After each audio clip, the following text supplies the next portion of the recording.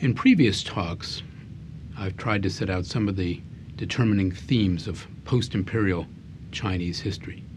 The growth and endurance of militarism is certainly one of them. The continuing experimentation with international political models to piece back together a rapidly changing society, that's another. A third one is the continual growth of state power from one regime to the next at the expense of the possibility of an independent civil society. All of these, the reliance on armed force, experimentation with foreign models, a determination to make government more intrusive, all of these were approaches tried in order to solve the dilemma that China faced as a new country in 1912.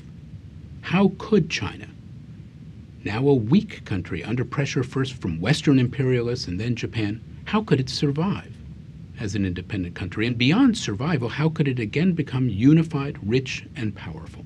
But to this end, there was also one other fundamental approach that was tried. That's the approach of cultural revolution. The idea of changing and revolutionizing a nation's culture first as a prerequisite to revolutionizing society. But before we discuss how this was attempted, let's begin to think about a simple question, but not so simple. How does culture help forge a nation? Take the example of the United States. What holds the United States together despite its racial and ethnic diversity? Sometimes it seems not very much. Is it held together by force? It was in the middle of the 19th century. But if it's held together by force today, it's not by the national military, except as a kind of a school of the nation, but rather by local police forces. Or maybe it's held together more by physical ties like interstate highways, airplane routes, telephone lines, either fixed or now mobile, which promote communication and the transfer of ideas? Or is it a shared set of assumptions over the rule of conduct and of what the country is about?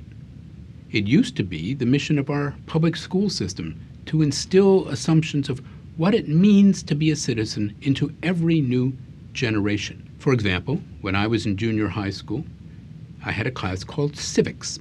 And in civics, we memorized the Declaration of Independence and the preamble to the Constitution.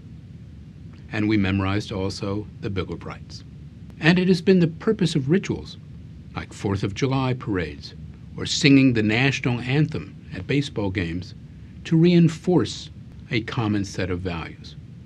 To be sure, when and where these shared assumptions of what a nation is about break down, then there is struggle and force, sometimes armed force. This is certainly one way of understanding the tragedy of the American Civil War, but also of understanding the violence that periodically erupted in American urban neighborhoods in the middle of the 20th century.